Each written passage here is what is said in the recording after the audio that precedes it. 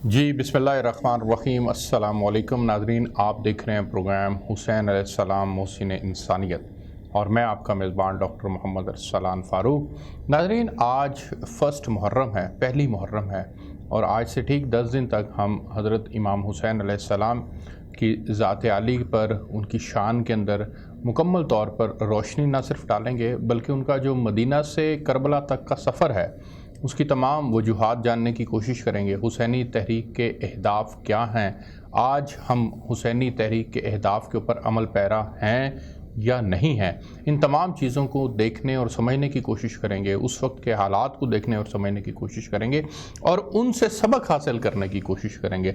हज़रत इमाम हुसैन यकीनन आप मोहसिन इंसानियत हैं और मोहसिन इंसानियत वो कैसे करके हुए, उनकी शहादत किन हालात के अंदर हुई और नबी पाक सल्लल्लाहु अलैहि वसल्लम के आप नवासे हैं। आपको अपनी शहादत का इल्म था, आपको अपने ऊपर बीतने वाले मसाइब का इल्म था, इसके बावजूद आपने वहाँ जाना पसंद फरमाया, अपनी शहादत को ख़ुद से सीने से लगाना पसंद फरमाया। वो क्यों करके पसंद फरमाया? आपके लिए, इस्लाम के लिए, दीन इस्लाम के लिए अपनी जान कुर्बान कर देना क्यों करके इतना आसान हो गया था? इन तमाम चीज़ों के ऊपर आज हम अपने प्रोग्राम के अंदर बात करेंगे। आज जो हम स्पेसिफ़िकली बात करेंगे, हज़रत इमाम हुसैन अलैहिस्सलाम ने जब मदीना से मक्का की जानिब जाना था तो जाने से पहले आपने अपने भाई मोहम्मद बिन हनफिया के लिए जो वसीयत लिखी थी वो वसीयत भी आपको पढ़कर सुनाएंगे। उसकी रोशनी के अंदर जो हुसैनी तहरीक के अहदाफ़ हैं, ये आज का हमारा मौजू है, इसके ऊपर तफसील से हम बात करेंगे। मैं बहुत मशहूर हूँ अपने मेहमानों का। मेरे साथ तशरीफ़ रखते हैं अल्लामा मोहम्मद अरशद आबदी साहब, मजहबी स्कॉलर हैं। सर अल्लामा साहब, बहुत शुक्रिया आपका कि आपने प्रोग्राम के अंदर शिरकत की। उनके साथ तशरीफ़ रखते हैं पीर वकास मुनव्वर मुजद्दिदी साहब, आप भी मजहबी स्कॉलर हैं। पीर साहब, आपका बहुत शुक्रिया कि आपने प्रोग्राम के अंदर शिरकत की। मैं अल्लामा साहब, इससे पहले कि हम तफसील से इसके ऊपर रोशनी डालें, मैं चाहूँगा कि वो वसीयत जो हज़रत इमाम हुसैन अलैहिस्सलाम ने अपने भाई मोहम्मद बिन हनफिया रहमतुल्लाह अलैह के लिए लिखी थी, वो मैं पढ़कर नाज़रीन के और आप सब के जो है वो एक दफ़ा फिर हम सब के लिए जो है वो ताज़गी हो जाएगी। ये हुसैन इब्न अली की अपने भाई मोहम्मद इब्न हनफिया को वसीयत है कि हुसैन गवाही देता है कि अल्लाह के सिवा कोई माबूद नहीं है, जो वाहिद है, इसका कोई शरीक नहीं है और मोहम्मद इसके अब्द और रसूल हैं जो इसकी तरफ से बरहक मबूस हुए। पीर साहब, ये बड़ा इम्पॉर्टेंट है जो मोहम्मद बिन हनफिया को आपने वसीयत लिखी थी, और ये कि जन्नत हक है और आग जहन्नुम यानी हक है और क़यामत आने वाली है जिसमें कोई शक नहीं है, और यकीनन अल्लाह इन्हें ज़िंदा करेगा जो कब्रों में हैं। और मैंने तुग़यान और तकब्बुर और फसाद करने और जुल्म करने के लिए क़याम नहीं किया, और मैंने सिर्फ़ अपने नाना सल्लल्लाहु अलैहि वसल्लम की उम्मत में इस्लाह चाहने के लिए क़याम किया है। मैं अमर बिल मारूफ़ और नहे अनिल मुनकर करना चाहता हूँ और अपने नाना और अपने बाप अली इब्ने अबी तालिब की सीरत पर चलना चाहता हूँ। लिहाजा जिस शख्स ने इस हक़ को मुझसे कबूल कर लिया और मेरी पैरवी की तो इसने अल्लाह के रास्ते को कबूल किया, और जिसने मुझे रद्द कर दिया और मेरी पैरवी ना की तो मैं सब्र करूँगा यहाँ तक कि अल्लाह मेरे और इस कौम के दरमियान फ़ैसला करे, और वो बेहतरीन फ़ैसला करने वाला है। और ये मेरी वसीयत है आपको ऐ मेरे भाई, और मेरी तौफीक सिर्फ़ अल्लाह की तरफ से है, इसी पर मेरा भरोसा है और इसी की तरफ अपने तमाम मामलात में रुजू करता हूँ। ये है वो वसीयत।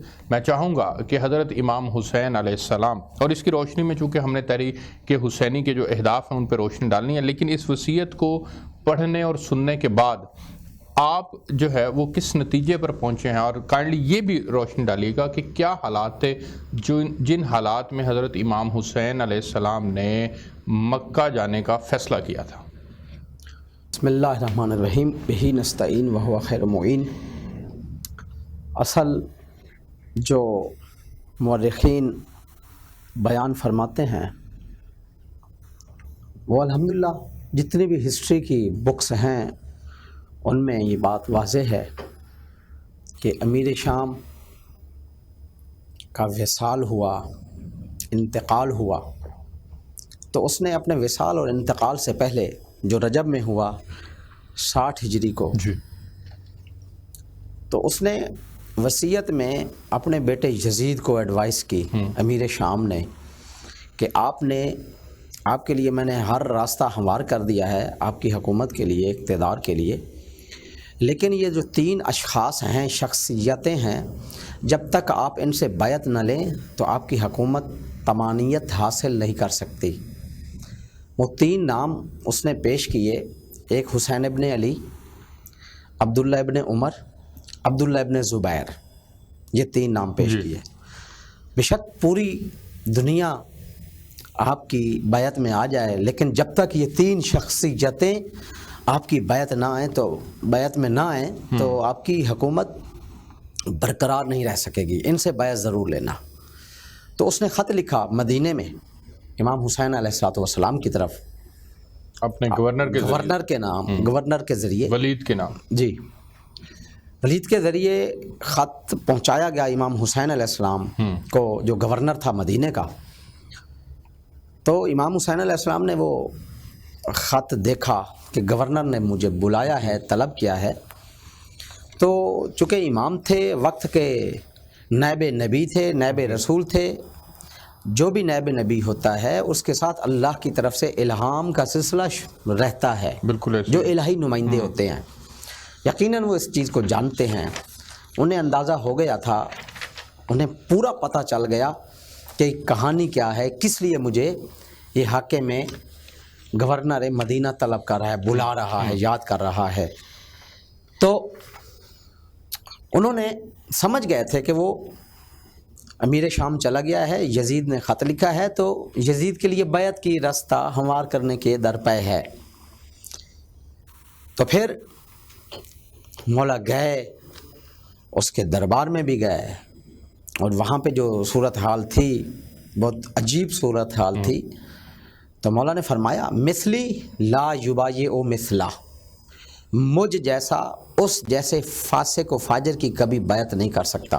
وہ اس کے اوپر بھی روشنی ڈالتے ہیں۔ اچھا، میں آگے بڑھنا چاہوں گا اور پیر وقاص مجددی صاحب کے پاس جانا چاہوں گا اور آپ سے جاننا چاہوں گا حضرت، اس خطبہ کے اندر، اس نصیحت کے اندر جو آپ نے اپنے بھائی کو کی ہے، اس میں آپ نے وضاحت کے ساتھ بتا دیا کہ آپ تکبر اور فساد کرنے اور ظلم کرنے کے لیے آپ نہیں ہیں، بلکہ آپ تو اپنے نانا کی امت میں اصلاح کی غرض سے جو ہے وہ قیام چاہتے ہیں۔ تو یہ تکبر اور فساد اور ظلم، اس کے خلاف آپ نے بیسیکلی علم بلند کیا۔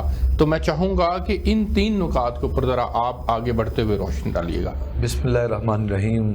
سب سے پہلے سر شریفی کا اور آپ کی پوری ٹیم کا شکریہ جنہوں نے پاک ایام میں، عبادت کے ایام میں ہمیں مولا کے ذکر کے لیے مدعو فرمایا۔ قرآن کریم میں اللہ پاک نے ارشاد فرمایا ان اللہ مع الصابرین، بے شک رب کائنات کہتا ہے میں صبر کرنے والوں کے ساتھ ہوں۔ تو دنیا کائنات میں جہاں بھی صبر کا نام ہو تو وہاں کے حسین کی ذات، آپ کی صفات اور آپ کے کمالات سب سے عیاں ہے۔ چونکہ نبی اکرم صلی اللہ علیہ وسلم نے حسین کو اپنی گود میں لے کر کہا حسین منی وانا من الحسین، حسین مجھ سے ہے، میں حسین سے ہوں۔ حسین کا کام مصطفیٰ کا کام ہے اور مصطفیٰ کا کام اللہ کا کام ہے۔ نبی نے اگر غرور کا سر توڑا ہے تو حسین نے بھی تکبر کے در کو بند کیا ہے۔ یزید نے سب سے پہلے جب خلافت کے اوپر جب تخت پہ آیا تو اس نے پہلے یہ کام ہی یہ کیا تھا، اس نے کہا کہ آج کے بعد کوئی دربار میں امیر اور غریب کا فیصلہ برابر نہیں سنا جائے گا، امیر کے لیے الگ عدالت ہوگی، غریب کے لیے الگ عدالت ہوگی، اور وہ مسافہ نہیں کرتا، تقسیم کر دیا۔ پہلا اس نے ڈیوائیڈ، وہ جو نبی پاک نے کہا تھا نا ہمارے اسلام کی مساوات کی، اجمی پر برتری نہیں ہے، وہ خطبہ حجۃ الوداع کا جو تھا نبی اکرم نے جو دیا تھا اور جو پیغام دیا تھا کہ دو مساوات کا، جو عدل کا، اس نے پہلے نبی پاک صلی اللہ علیہ وسلم کی تعلیمات کا جو ہدف تھا وہ ایک اپنے قربی صفا میں جب نماز میں ہم کھڑے ہوتے تھے، جسے شاعر کہتا ہے کہ ایک ہی سب میں کھڑے ہو گئے محمود و یاد، نہ کوئی بندہ رہا نہ کوئی بندہ نواز۔ تو اسلام چونکہ ایک چاہتا تھا، برابری چاہتا تھا، ایک عدل اور محبت چاہتا تھا، تو یزید نے سب سے پہلے تو وہ اس نے انگیز چلا قرآن و حدیث کے، اس نے کہا نبی پاک صلی اللہ علیہ وسلم کو تکبر، اللہ تعالیٰ نے جب نبی پاک معراج کی شب گئے نا تو خالق کائنات نے کہا محبوب تو عرش پہ آیا ہے میرے پاس معراج کرنے کے لیے، تو میری بارگاہ میں کوئی تحفہ بھی لے کے آیا ہے؟ تو کہا مالک کائنات وہ لے کے آیا ہوں جو تیرے پاس نہیں ہے۔ تو رب نے کہا محبوب میں تو ان اللہ علی کل شیء قدیر ہوں، تو وہ کون سی چیزیں ہیں جو میرے پاس نہیں ہے تو لے آیا ہے؟ فرمایا یا اللہ میں 2 چیزیں لے کے آیا ہوں جو تیری خانہ قدرت میں تیرے پاس نہیں ہے، 2 بندوں میں ہے۔ مالک نے کہا وہ کیا ہے؟ فرمایا ایک میں توبہ لے کے آیا ہوں، ایک میں عاجزی लेके आया। सुभान अल्लाह। तो कहा मेरे महबूब ने, रब्बे कायनात ने, अकबर मेरी शान है, किबरियाई उसकी है। हर इंसान समझता है कि शायद ये सांस मेरे हमेशा के लिए नहीं है। कुल्लु नफ्सिन जायकातुल मौत, एक लम्हा में लगता है कि अमीर गरीब होता है, वो करोड़पति करोड़पति हो जाता है। वही वो बंदा जो अभी सेहतमंद था, एक लम्हे में फालिज ने अटैक किया, वो अपने जिस्म के अज़ा को हिला नहीं सकता। तो इसलिए करके तकब्बुर, मियाँ साहब ने एक पंजाबी में शेर कादी दुनिया उत्ते बंदे बल्ले बल्ले, आज मिट्टी दे उत्ते कल मिट्टी दे थल्ले। इंसान को तकब्बुर के लिए, वो इकबाल ने कहा था ना, मिटा दे अपनी हस्ती को, अगर कोई मर्तबा चाहता है दाना खाक में मिलकर गुले गुलजार होता है। हुसैन ने सबसे पहला काम ये किया कि जो तकब्बुर से, जो नस्ल पे, जो अपने कबीले पे, जो अपने इल्म पे, जो अपनी दौलत पे, जो अपने तकवे पे, जो अपनी फरासत पे, जो अपने इल्म पे, जो अपने दुनिया के अंदर तकब्बुर करते हैं, हुसैन उनकी मुखालफत करता है। क्योंकि हुसैन ने रसूल पाक से सीखा है कि तकब्बुर रब की बारगाह में इंसान को ज़लील और रुसवा कर देता है। बहुत खूब, बहुत खूब। मुझे एक ब्रेक पे जाना है। नाज़रीन, आप प्रोग्राम देख रहे हैं हज़रत इमाम हुसैन मोहसिन इंसानियत। मुझे एक ब्रेक पे जाना है, मैं ब्रेक से वापस आता हूँ तो फिर अल्लामा मोहम्मद अरशद आबदी साहब से अपनी गुफ्तगू को आगे बढ़ाऊँगा। हमारे साथ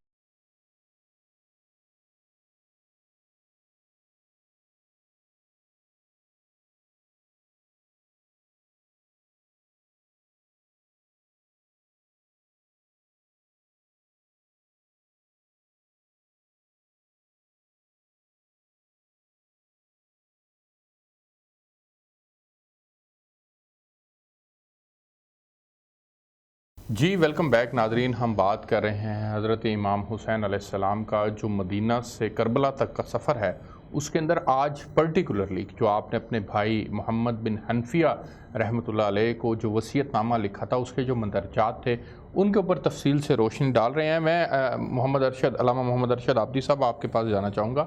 जैसे ब्रेक से पहले पीर वकास साहब ने तकब्बुर और फसाद और जुल्म के ऊपर तफसील से रोशनी डाली, इसी तरह आपने एक और नुक्ता उम्मत के लिए वजाहत के साथ बयान कर दिया था कि मैं अपने नाना की उम्मत में इस्लाह चाहता हूँ और मैं अपने बाप अली इब्न तालिब की सीरत, अपने नाना और अपने बाप की सीरत पर भी चलना चाहता हूँ। तो जो इसमें आप जो पैगाम देना चाहते हैं, सीरत के जो बुनियादी नुकात हैं, मैं चाहूँगा उसके ऊपर ज़रा रोशनी डालिएगा।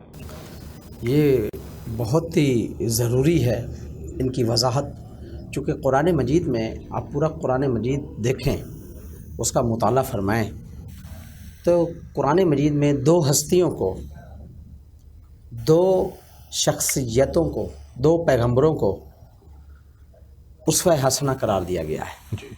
एक हज़रत इब्राहीम अलैहिस्सलाम जो शेखुल अंबिया हैं, अंबिया के बुज़ुर्ग, जिनकी औलाद से बहुत ज़्यादा तादाद में नबी रसूल गुज़रे हैं और वो उलुल अज़्म अंबिया में हैं, हज़रत इब्राहीम अलैहिस्सलाम, और उनके बेटे हज़रत इस्माईल हैं, और हज़रत इस्माईल अलैहिस्सलाम की 14वीं पुश्त से हज़रत मोहम्मद मुस्तफ़ा सल्लल्लाहु अलैहि वसल्लम हैं। तो देखें, और फिर कुरान मजीद में है, लक़द खाना लकुम फ़ी रसूलिल्लाहि उस्वतुन हसना, यकीनन रसूलुल्लाह सल्लल्लाहु अलैहि वसल्लम की ज़िंदगी में तुम्हारे लिए उस्वा हसना है। तो कुरान मजीद ने जिनकी ज़िंदगी को, जिनके कारनामों को, जिनकी हयात को, जिनके काम को, जिनकी गुफ्तगू को नमूना अमल करार दिया है, वो दो हस्तियां हैं। हम चूँकि कुरान के फॉलोअर हैं, कुरान लॉ ऑफ लाइफ है, कानून ज़िंदगी है, ज़ाब्ता हयात है, हमने कुरान को कंसीडर करना है, हमने कुरान के पीछे चलना है, हम कुरान के फॉलोअर्स हैं। मेरे नबी ने फरमाया था, इन्नी तारिकुन फ़ीकुम मुस्तक़लैन किताबुल्लाह व इतरती मा इन तमस्सक्तुम बिहिमा लन तज़िल्लू बादी आबादा हत्ता यरदा अलैयल हौज़। तुम्हारे अंदर दो चीज़ें छोड़ के जा रहा हूँ, एक कुरान और दूसरी अहले बैत। तो हुसैन क्या फरमा रहे हैं, एक मैं अपनी जद की सीरत पे चल रहा हूँ, जद नाना मोहम्मद जो उसवा हसना है, और अहले बैत में सबसे बड़े फ़र्द मौला अली हैं। तो रसूल ने जो जाते हुए दो चीज़ें फरमाई, एक कुरान और दूसरी अहले बैत। तो अहले बैत में हज़रत अली हैं और कुरान के मिन्नो अन अमल करने वाले रसूल की ज़ात हैं। तो रसूल सल्लल्लाहु अलैहि वसल्लम को फॉलोअर बना रहे हैं कि मैं रसूल की सीरत पे चलूँगा और अपने बाबा अली की सीरत पे चलूँगा, मेरे लिए और कोई रोल मॉडल नहीं है। मेरे नज़दीक کوئی رول ماڈل ہے تو وہ میرے بابا کی ذات ہے اور میرے نانا کی ذات ہے. سبحان اللہ. ان سے ہٹ کے میں کسی کے عمل کو حجت نہیں سمجھتا, نہ قرآن حجت سمجھتا ہے.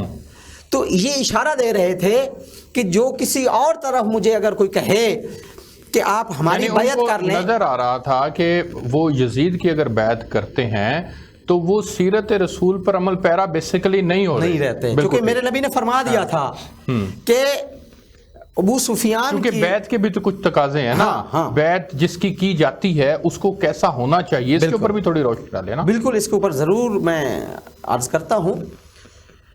دیکھیں, با یبیو بیان, بے مصدر ہے, اس کا مطلب کیا ہوتا ہے؟ اشترا, خریدنا, اور یشتری, بیچنا.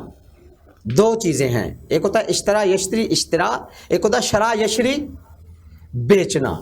تو بے دونوں کو شامل ہے, خرید و فروخت دونوں کو کہتے ہیں. بے عام ہے, بیعت اسی سے ہے.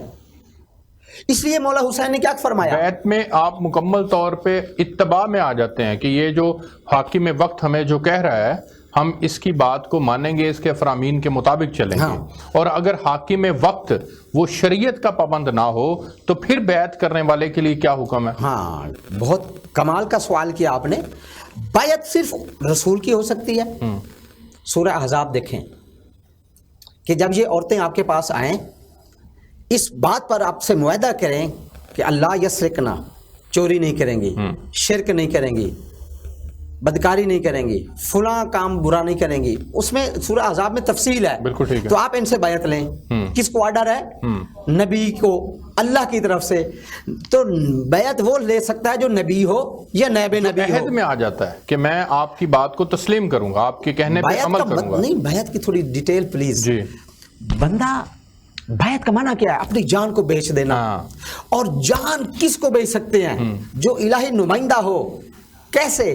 سورہ توبہ آیت نمبر 111, تاکہ کوئی بھولے نہیں. 111 جا کے پڑھ لینا. ان اللہ اشتری من المؤمنین انفسہم واموالہم بان لہم الجنہ. اللہ نے مومنین کی جانوں کو خریدا ہے اور ان کے اموال کو خریدا ہے, ان کے بدلے میں جنت دی ہے. تو جان وہ خرید سکتا ہے جو بدلے میں جنت دے سکے. بیعت کا حق اس کو ہے جو جان لے اور جنت دے. جان لے اور جنت, اگلا جان دینے والا کہتا ہے کہ مجھے جنت دکھا دو, تو وہ نمائندہ اس زمین پر بیٹھ کر جنت دکھا سکے, وہ تو جان خرید سکتا ہے. اس کی تو بیعت ہو سکتی ہے. جس کو اپنی جنت کا ڈاؤٹ ہے, جو اپنی جنت کو تلاش کر رہا ہے, جس کو اپنی جنت کا یقین نہیں ہے, دوسرے کو جنت کیا دے گا؟ بالکل ٹھیک ہو گیا. میں آگے بڑھنا چاہوں گا اور پیر صاحب کے پاس جانا چاہوں گا. پیر صاحب, علامہ صاحب نے بڑی خوبصورتی کے ساتھ سیرت کے اوپر روشنی ڈالی اور بیعت کو بھی انہوں نے وضاحت کے ساتھ بیان کر دیا. میں چاہوں گا کہ جب ہم سیرت کی بات کرتے ہیں, پھر آگے چل کر اسی وصیت کے اندر آپ نے فرمایا کہ جس شخص نے اس حق کو مجھ سے قبول کر لیا اور میری پیروی کی تو اس نے اللہ کے راستے کو قبول کر لیا. یہ چونکہ حضرت امام حسین علیہ السلام خود فرما رہے ہیں کہ جس نے میری بات کو, میری پیروی کو قبول کر لیا, اس نے اللہ کے راستے کو قبول کر لیا. تو اس وقت جو حالات تھے جس کے اندر آپ کو یہ بیان کرنا پڑا, جس میں خاص طور پر کہ لوگ یزید کی طرف جا رہے تھے, ولید کے ذریعے سے اس طرف جا کر بیعت کیے چلے جا رہے تھے, لیکن آپ نے کہا کہ جس نے حق کو مجھ سے قبول کر لیا اس نے اللہ کے راستے کو قبول کر لیا. تو آپ نے یہاں پر ڈیفائن کیا کہ نہیں, ادھر جاؤ گے تو وہ اللہ کا راستہ نہیں ہے, ادھر آؤ گے میری بات کو قبول کرو گے تو یہ اللہ کا راستہ ہے. میں چاہوں گا اس نقطے کے اوپر آپ روشنی ڈالیں. بسم اللہ الرحمن الرحیم. قرآن کریم میں اللہ پاک ارشاد فرماتا ہے واطیعوا اللہ واطیعوا الرسول ان کنتم مؤمنین. اطاعت کرو اللہ کی, اللہ کے رسول کی اگر تم مومن ہو. تو دنیا کائنات میں اطاعت اس کی ہوتی ہے جو سامنے نظر آئے, جو سامنے, جس کو ہم دیکھیں, اسے کھاتا ہوا دیکھیں, پیتا ہوا دیکھیں, اسے چلتا ہوا دیکھیں, اس کی تجارت کو دیکھیں, اس کی جہاد کو دیکھیں, اس کی زندگی کے معاملات کو دیکھیں, تو اس کی اطاعت ہو سکتی ہے.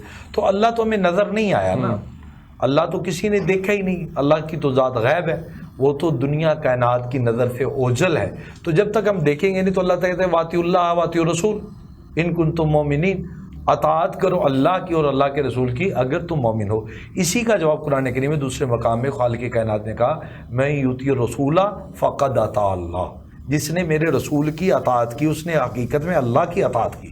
کہ نبی کی اطاعت کو اللہ نے کہا یہ جو کر رہا ہے یہ میرا ہی امر ہے، یہ میرا ہی کام ہے، اور نبی نے کہا دنیا کائنات والو جو میں نے کیا وہ ساری کائنات کے لیے ایک نمونہ ہے، بہترین ایک ڈیفائن کیا، اور اس نمونے کو بہترین رنگ میں پیش کرنے والی رسول پاک کے بعد جو ذات ہے وہ اہل بیت ہے، اور اہل بیت کا جو سب سے نمایاں ستارہ ہے وہ نبی پاک صلی اللہ علیہ وسلم کے وہ بھائی مولا حضرت علی علیہ السلام ہے جنہوں نے اس پہ عمل دکھایا۔ اب دیکھیں علی کی سیرت کو آپ سامنے دیکھیں کہ آپ سوکھی روٹی کھا رہے ہیں، آتا ہے فقیر کہ میں، اور حضرت امام حسن کا دسترخوان وسیع ہے، آپ خود سوکھی روٹی کھا رہے ہیں، اور وہ کہتے ہیں کہ وہ سامنے وہ جو ہے دسترخوان وہاں پہ چلا جائے، وہاں پہ جا کے کھانا کھا لے۔ اب یہ سیرت کا پہلو ہے کہ خود سوکھی روٹی اور مہمانوں کے لیے، یہ سیرت کسے کہتے ہوئے امام نے کہا جو اس نے میری پیروی کی، میری اتباع کی،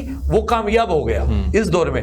اب چونکہ یہ کہنے کی ضرورت کیوں پیش آئی، امام کو جو کوفہ سے خط آ رہے تھے اس میں یہ لکھا ہوا تھا کہ یزید نے غریبوں سے ان کا نوالا چھین لیا ہے، مثلا اس نے شرح سود کو عام کر کے لوگوں سے اتنا پیسہ لے لیا کہ اب غریب کے گھر میں کھانا بھی نہیں ہے۔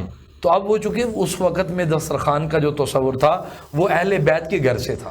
اسلام تلوار سے نہیں کردار سے پھیرا ہے، حسینیت دنیا کائنات میں جہاں بھی اصلاح کی بات ہوگی وہاں پہ حسین ہوگا، جہاں پہ دنیا کائنات میں اصلاح سے ہٹائے گا، رستے سے ہٹائے گا، غلط رستے کی طرف اصلاح ہوگی وہاں پہ یزید ہوگا۔ یزید جو بیعت چاہتا تھا امام علی مقام سے وہ بیعت کیا تھی، اس پہ میں تھوڑا سا ایک جملہ، میں بریک پہ جانا چاہوں گا، جملہ مکمل کریں، بریک کو روک دیں چونکہ یہ بڑے اہم بات ہے، اس سے بڑی بات کوئی نہیں، کیونکہ بعد میں نبی اکرم صلی اللہ علیہ وسلم نے کہا ہے کہ دنیا کائنات میں جس نے باطل کے ساتھ ایک قدم بھی چلا اس نے رسول پاک کی سیرت کا انکار کیا۔ بالکل ٹھیک۔ میں یہی اسی نقطے کے اوپر چاہوں گا کہ علامہ محمد ارشد عابدی بھی روشنی ڈالیں کہ جو یزید کے مقاصد تھے وہ کیا تھے حضرت امام حسین علیہ السلام سے متعلق۔ ایک بریک لیتے ہیں، ہمارے ساتھ رہیے۔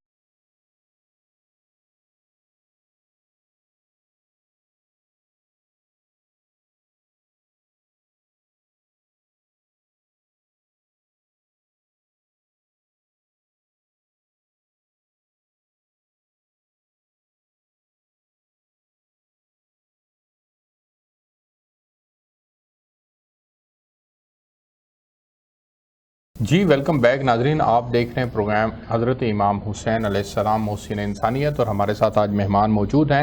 بریک پہ جانے سے پہلے میں نے سوال چھوڑا تھا علامہ محمد ارشد عابدی صاحب کے لیے کہ جو بیعت کروانا چاہتا تھا یزید حضرت امام حسین علیہ السلام سے وہ کیا تھی، اس کے مقاصد کیا تھے، اور آپ نے کیوں کر کے انکار کیا تھا؟ ایک تو میرے نبی نے پہلے واضح فرما دیا تھا کہ بنو سفیان کے لیے اللہ نے خلافت کو جائز نہیں قرار دیا۔ یہ حدیث علماء عامہ میں بھی اور علماء خاصہ میں موجود ہے۔ کن کے لیے؟ علماء عامہ کے ہاں بھی، علماء خاصہ کے ہاں بھی یہ حدیث موجود ہے، میرے نبی کا فرمان موجود ہے کہ آل بنی سفیان کے لیے اقتدار خلافت جو ہے وہ جائز نہیں ہے۔ اچھا، میرے نبی کا فرمان ہے۔ جو آپ نے سوال کیا ہے میرے محترم بھائی نے، بات یہ ہے کہ جب خلافت اناؤنس ہو چکی، نومینیشن ہو چکی، میرے نبی نے فرما دیا پہلا میرا نائب علی، اس کے بعد حسن، اس کے بعد حسین، اس کے بعد زین العابدین، اس کے بعد محمد باقر کا بیٹا جعفر صادق کا بیٹا موسیٰ کاظم کا بیٹا علی رضا کا بیٹا محمد تقی کا بیٹا علی نقی کا بیٹا حسن عسکری کا بیٹا امام مہدی۔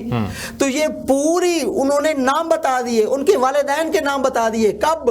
کب بتائے؟ امام مہدی آ رہے ہیں، ان کی پیدائش ہو رہی ہے 255 ہجری میں، رسول کی وفات ہے 11 ہجری میں، 244 سال پہلے میرے نبی نے ان کے ابواب کے اجداد کے نام بتلا دیے۔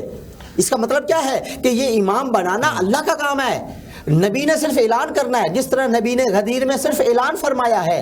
امام اور خلیفہ اور نیب اس لیے بنانا، آپ سمجھتے ہیں کہ حضرت امام حسین نے یزید کی بیعت کرنے سے انکار کیا۔ آپ نے یزید کے اہداف کے اوپر تھوڑی سی روشنی ڈالنی ہے، اس کے کیا اہداف تھے؟ یزید کا جو مقصد تھا صرف اور صرف وہ اقتدار، ہوا و ہوس کی پیروی، طغیانی، سرکشی، حلال کو حرام میں اور بدلنا، اصلاح امت اس کا مقصد نہیں تھا. نہیں وہ تو بالکل ٹھیک. باطل کی جو ہے اس کی بڑھوتری کے لیے تھا، بالکل ٹھیک ہو گیا. میں آگے بڑھنا چاہوں گا اور حق کو مٹانے کے لیے حق کو تھا. مٹانے کے لیے تھا. میں پیر صاحب کے پاس جانا چاہوں گا. پیر صاحب جب حضرت امام حسین علیہ السلام یہ وصیت لکھتے ہیں تو اس کے اندر آخر میں آپ صبر کی بات کرتے ہیں اور آپ فرماتے ہیں کہ جس نے مجھے رد کر دیا اور میری پیروری نہ کی تو میں صبر کروں گا یہاں تک کہ اللہ میرے اور اس قوم کے درمیان فیصلہ کرے اور وہ بہترین فیصلہ کرنے والا ہے. یعنی آپ نے آپ کی ذات عالی کی جو سب سے عظیم شہادت ہے وہ یہ شہادت کا درس بھی بنیادی طور پر یہی ہے کہ آپ بہت صابر تھے اور آپ نے نکلنے سے پہلے بھی اپنے مقاصد میں یہ بات واضح کر دی تھی کہ آپ کی کسی سے کوئی جنگ نہیں ہے، کوئی لڑائی نہیں ہے، کسی نے کوئی بات ان کی نہ مانی تو وہ صبر کریں گے، یعنی وہ اس بات کو اللہ کی رضا کی خاطر جو ہے وہ برداشت کریں گے. تو اس نقطے کے اوپر میں چاہوں گا کہ آپ روشنی ڈالیے اور صبر کا جو پیغام اور مفہوم ہے اس کے اوپر بھی روشنی ڈالیے کہ صبر کتنی بڑی جو نیکی ہے. بسم اللہ الرحمن الرحیم. قرآن کریم کی آیت مبارکہ کو میں اپنے سرنامہ کلام پہ کوٹ کروں گا. خالق کائنات نے کہا کہ یہ نہ بندہ سمجھے کہ دولت مند ہے میں اس کے ساتھ ہوں، کوئی بندہ رئیس ہے میں اس کے ساتھ ہوں، بہت بڑا عالم ہے اس کے ساتھ ہوں، بہت بڑا فصیح ہے بلیغ ہے اس کے ساتھ ہوں. مالک کائنات نے کہا میرا پیمانہ ان اللہ مع الصابرین، میں صبر کرنے والوں کے ساتھ ہوں. صبر کا یہ پیمانہ ہے کہ اپنا آبائی گھر مدینہ رسول جہاں پہ امام پیدا ہوئے، آپ کی زندگی گزری، اس کو آج چھوڑ لیں. اپنے نانا کا گھر صبر دیکھیں، اپنے نانا کی ایون ان کے ساتھ جو اٹیچمنٹ تھی. اب آتے ہیں صبر کے اس پیمانے پہ کہ جب امام علی مقام آپ رسول پاک کے روزے پہ آتے ہیں تو آ کے کہتے ہیں سیدہ زینب سلام اللہ علیہ فرماتی ہیں میں نے آج تک حسین کو ایسے روتے نہیں دیکھا. اب کہتے ہیں نانا آج یہ شہر مجھ سے چھڑایا جا رہا ہے، میں چھوڑ کے نہیں جا رہا. نانا اگر میں یہاں پہ رہتا تو مدینہ شہر میں قتل و غارت ہوتی. نانا یزید کا ارادہ تھا، وہ چاہتا تھا فساد ہو مسجد نبوی کے اندر، دنگا فساد ہو. حسین نہیں چاہتا کہ اس کے نانے کے شہر میں ایسی حرمت والا. اب آتے ہیں نانے رسول کے روزے پہ اور حسین نے اپنے نانا کے روزے پہ جیسے بچہ اپنی ماں کی گود میں سر رکھتا ہے، حسین ایسے سر رکھ کے کہا نانا تو جانتا ہے کہ میں بہادر کا بیٹا ہوں، بہادر کا نواسا ہوں. نانا میرے خون میں ڈرنا نہیں ہے، نانا میرے خون میں بھاگنا نہیں ہے، نانا میرے خون میں سرکشی نہیں ہے، میرے خون میں بغاوت نہیں ہے، میرے خون میں لالچ نہیں ہے. میرا خون آج بھی پاک تھا، کل بھی پاک تھا. نانا میں وہی حسین ہوں جس کے لیے قرآن کہتا ہے انما یرید اللہ لیذھب عنکم الرجس اہل البیت ویطہرکم تطہیرا. نانا میں وہ حسین ہوں جسے اپنی زبان آپ چسایا کرتے تھے. نانا میں وہ حسین ہوں جسے آپ اپنے کندھوں پہ کھلایا کرتے تھے. نانا میں وہ حسین ہوں جس کی تربیت مجھے رسول پاک نے کی. نانا مجھے جینے کا طریقہ آپ نے بتایا، لڑنے کا طریقہ آپ نے بتایا، بات کرنے کا طریقہ آپ نے بتایا، امامت آپ نے سکھائی، خطابت آپ نے سکھائی، قرأت قرآن آپ نے سکھائی. تو نانا آج میں بات کروں یزید یہ چاہتا ہے، اس کا ارادہ ہے کہ نانے کے شہر کو آلودہ کیا جائے، لیکن نانا میرا صبر ہے کہ میں اس شہر میں یہ نہیں چاہتا. اب نانے کے شہر کو چھوڑ کے کہا نانا میں تیرے شہر کو آج الوداع کر لیتا. تو اب یہاں پہ کہنے کے بعد امام جاتے ہیں سیدھا جنت البقیع میں اپنی ماں کے روزے پہ. اب یہاں پہ آ کے آپ نے جو صبر کا جو امتحان تھا دنیا کائنات میں، ایک یہ بیٹا ہے، ایک آئے سے پہلے یوسف علیہ السلام قیدی بن کے جا رہے تھے، صبر یوسف ہے. آئے اپنی ماں کی قبر پہ آ کے کہتے ہیں ماں کی قبر سے لپٹ کے کہتے ہیں ماں تجھے پتا ہے تیرا بیٹا یوسف آج بھائیوں نے قیدی کروا دیا ہے. اب ماں تھی تو حضرت یوسف علیہ السلام کی والدہ کی قبر سے مفسرین کہتے ہیں آواز آئی بیٹا ماں کی قبر پہ رونا، ماں سے بیٹے کا رونا برداشت نہیں ہوتا، تو قبر کے اوپر روئے گا، تیری ماں قبر کے نیچے روئے گی. آج میں یہ کہہ کے جا رہا ہوں صبر حسینی میں آج یہ تقاضا ہے کہ نانے کا دین بچانے کے لیے جا رہا ہوں. ماں آج میں اپنا قاسم لے کے جا رہا ہوں، ماں آج میں اپنا اون و محمد لے کے جا رہا ہوں، ماں آج میں علی اکبر کو لے کے جا رہا ہوں، ماں میں سب کچھ لے کے جا رہا ہوں.